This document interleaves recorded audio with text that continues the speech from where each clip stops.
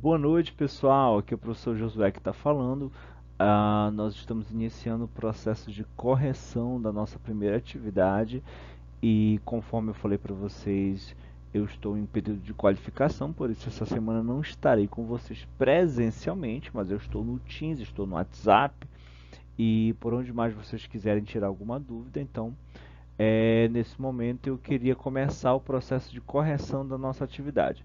Eu estou gravando esse vídeo, vocês já têm o arquivo aí com vocês, corrigido. Então, nesse momento, nós iremos iniciar para que nós possamos sanar as dúvidas de cada um de vocês. Se as dúvidas persistirem, vocês podem entrar em contato comigo e aí a gente vai tirando a dúvida, onde é que ficou, onde é que está, enfim, para que nós possamos fazer a nossa prova de maneira tranquila. Beleza, pessoal? Vamos iniciar. Iniciando pela nossa primeira questão, a gente tem aqui o quadro e a questão diz: observe as contas na tabela abaixo e as classifique como conta patrimonial ou de resultado. Marque se o valor vai a crédito ou a débito e, por fim, realize a DRE, que é a demonstração do resultado do exercício.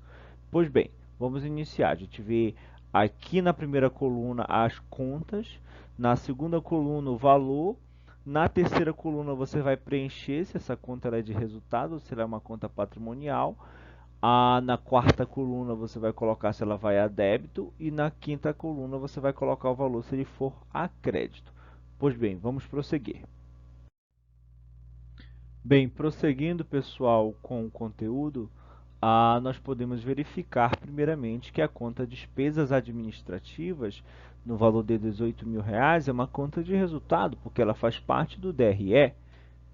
A conta receita de vendas à vista é uma conta de resultado, porque é uma conta de receita que faz parte do DRE.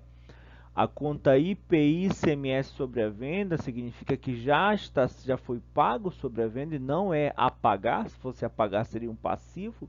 E se fosse um passivo, seria uma conta patrimonial. Então, como está IPI-ICMS sobre a venda que foi realizado, então esse pagamento sobre a venda é uma conta de resultado. Devoluções também é uma conta de resultado. Tanto o IPI e ICMS sobre a venda quanto devoluções são contas que fazem parte das deduções lá, que está abaixo de receita operacional bruta. Então, caixas equivalentes de caixa é uma conta patrimonial, que é a conta que representa o disponível ou a disponibilidade, como você preferir chamar. O custo da mercadoria vendida é uma conta de resultado também, é uma conta que pertence ao DRE. A conta estoques é uma conta do ativo circulante, assim como a conta caixas equivalentes de caixa, e ele se encontra como uma conta patrimonial. A conta despesas com vendas é uma conta de resultado. A conta despesas financeiras é uma conta de resultado. A conta receitas financeiras é uma conta de resultado. A conta clientes é uma conta patrimonial que pertence lá ao ativo circulante. E a perda com devedores duvidosos. Geralmente, quando a gente fala de perda, pessoal, a gente está falando de uma conta de resultado, uma dedução, como eu demonstrei anteriormente, como eu falei anteriormente para vocês, como a gente já viu em sala de aula. Mas essa conta, perdas com devedores duvidosos, na verdade, ela é uma conta que a gente chama de conta retificadora. Por quê? Porque ela é uma conta que faz parte do ativo e ela é uma conta que retifica a conta clientes, ou seja, ela diminui a conta clientes. Por quê, professor? Porque a perda com devedores duvidosos é aquela perda que você vai ter com a galera que não vai pagar a dívida. É os famosos caloteiros, né? Então ela é uma conta retificadora. No caso aqui abaixo, perdas com roubo de mercadoria é uma perda que se encaixa dentro de uma dedução que vai dentro das contas de resultado. Então vamos fazer agora vamos fazer a análise, perdão, se vai a débito ou se vai a crédito cada conta. Aí eu vou desligar a câmera para que a gente possa visualizar o quadro perfeitamente e a gente vai analisar conta por conta. Prosseguindo, pessoal, com a correção da primeira questão, após a gente definir se as contas pertencem a contas patrimoniais ou de resultado, a gente colocou se o valor vai a débito ou a crédito. Então, seguindo a nossa perspectiva, seguindo aquilo que a gente projetou, né? Vou pegar a caneta aqui. Toda vez que a gente tem uma conta de ativo, deixa eu colocar aqui a caneta, uma conta de ativo, a conta do ativo ela aumenta a débito e diminui a crédito. Vou pegar outra caneta que essa aqui está muito ruim. Vamos lá. A conta de ativo aumenta a débito e diminui a crédito. Tá, deixa eu apagar aqui. Vamos lá. A conta do passivo, professor escrevendo aqui,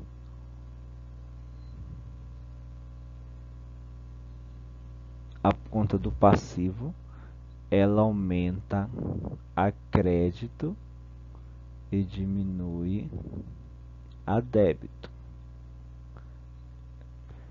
O PL segue a mesma coisa, o PL também, que é o patrimônio líquido, segue a mesma estrutura. As contas de resultado, as receitas, elas seguem a mesma ideia. As receitas aumentam a crédito e diminuem a débito. Aí, se você tem uma despesa,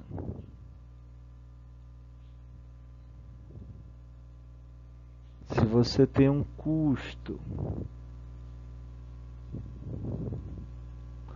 ou uma perda, segue a lógica do ativo, que é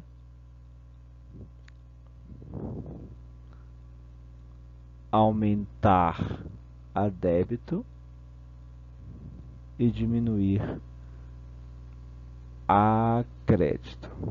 Isso aqui, pessoal, a gente viu em sala de aula, porventura, se você esqueceu ou você faltou a aula, então isso aqui é uma lembrancinha para você não ficar boiando nessa atividade. Vamos lá. Beleza. Então vamos lá. A despesa administrativa, ela é uma conta uma conta de resultado que é uma despesa, então ela aumenta débito. A receita de venda à vista é uma conta de resultado, que é uma conta de receita, então ela aumenta crédito. IPI ICMS sobre a venda é uma conta que se comporta como uma dedução.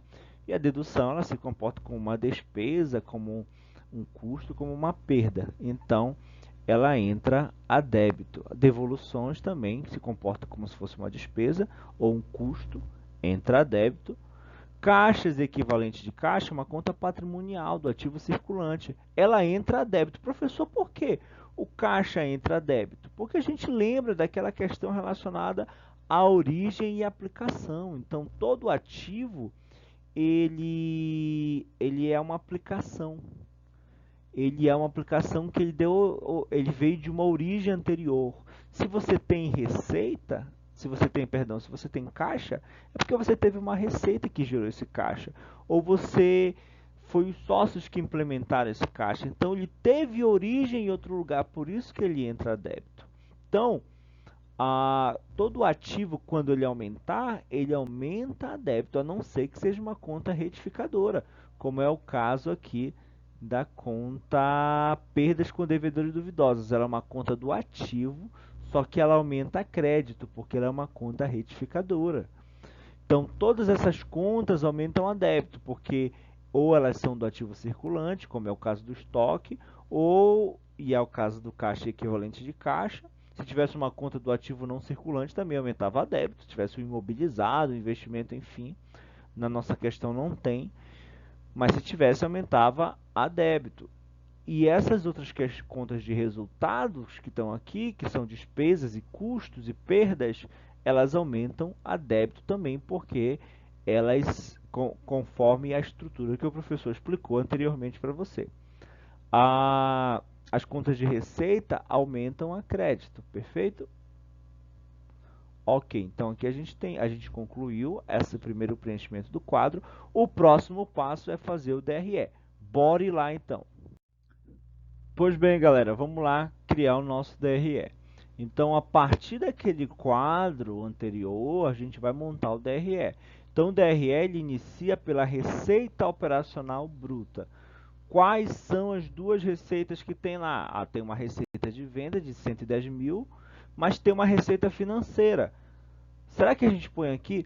Não, a receita financeira ela não entra aqui, ela vai entrar lá embaixo. Então, se fosse, só vai entrar nas receitas operacionais brutas a receita de venda, o que foi vendido. Eu vendi o imóvel e ganhei dinheiro. Ele vai entrar em receita operacional bruta? Não, lembre-se que ele vai entrar em outras receitas, conforme a gente já tinha falado anteriormente. Então, a receita operacional bruta é 110 mil reais. Vamos lá para as deduções. Bem, eu sei que eu paguei IPI e ICMS sobre a venda, eu sei que eu tive devoluções, eu sei que eu tive perdas com roubo. Então, isso totalizou 18 mil reais. Então, esse total são as minhas deduções. Professor, e aquela perda com devedor duvidosos? Lembra que aquilo é uma conta retificadora do ativo. Ela tem o nome de perda, mas ela não é uma dedução. Ela é uma conta retificadora do ativo da conta clientes. Perfeito. Então, a partir da minha receita operacional bruta, menos as minhas deduções, a gente vai ter a nossa receita operacional líquida de 92 mil reais. Vamos tirar o que agora? O custo da mercadoria vendida. Vimos lá que, de acordo com o quadro, nosso custo da mercadoria vendida é 43 mil reais.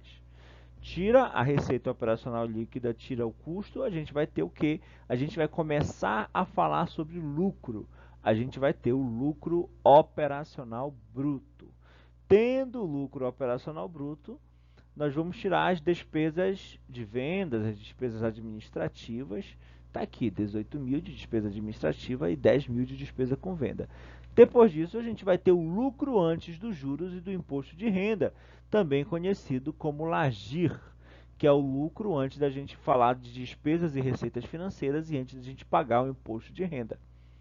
Então, a conta despesas financeiras ela é uma conta que ela deveria ser uma conta negativa, mas dentro dela entra as receitas e as despesas financeiras. Lembra daquela receita financeira que eu tinha falado para você que não ia entrar lá em cima? Ela entrou aqui embaixo.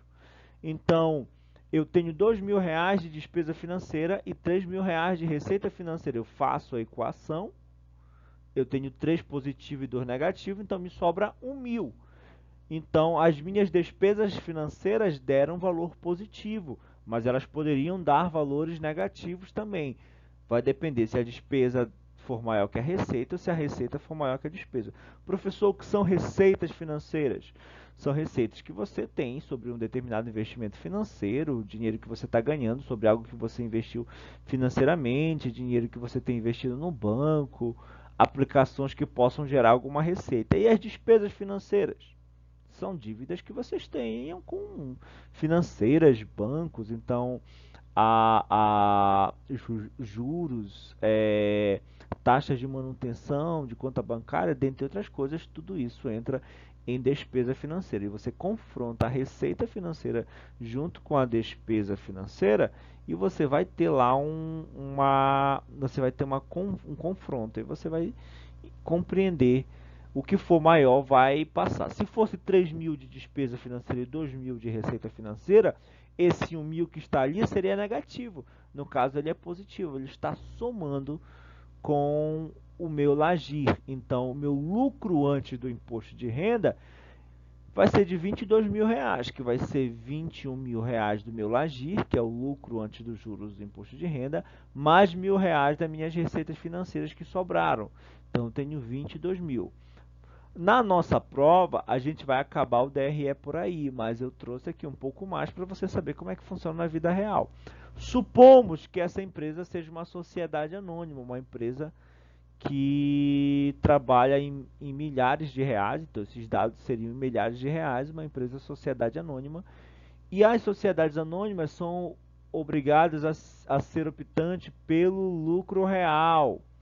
Então, como elas têm que ser optantes pelo lucro real, o valor geralmente que ela paga de imposto de renda da pessoa jurídica e contribuição social sobre o lucro líquido é um valor de 24%, que daria o valor de 5.280.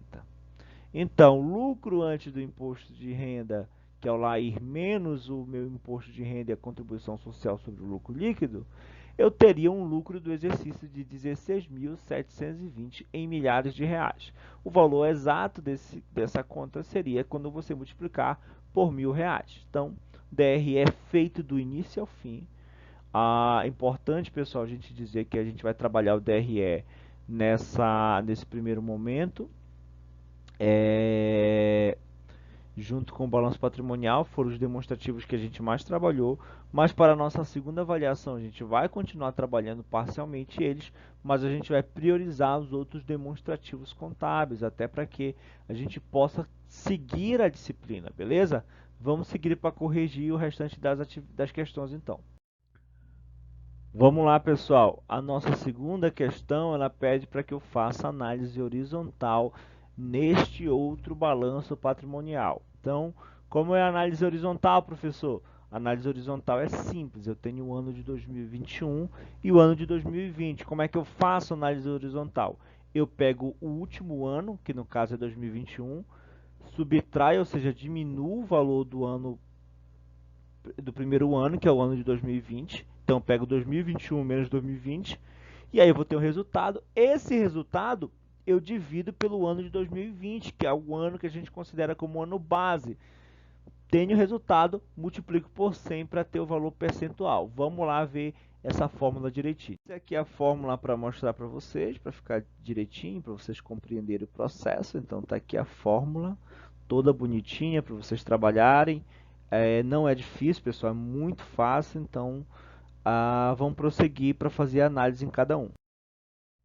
Fiz aqui esta análise no Excel. Então, por exemplo, a gente sabe que o valor do ano de 2021 do ativo circulante foi menor que o ano de 2020. Então, a gente teve uma perda percentual de 4,54%. Então, a gente sabe que...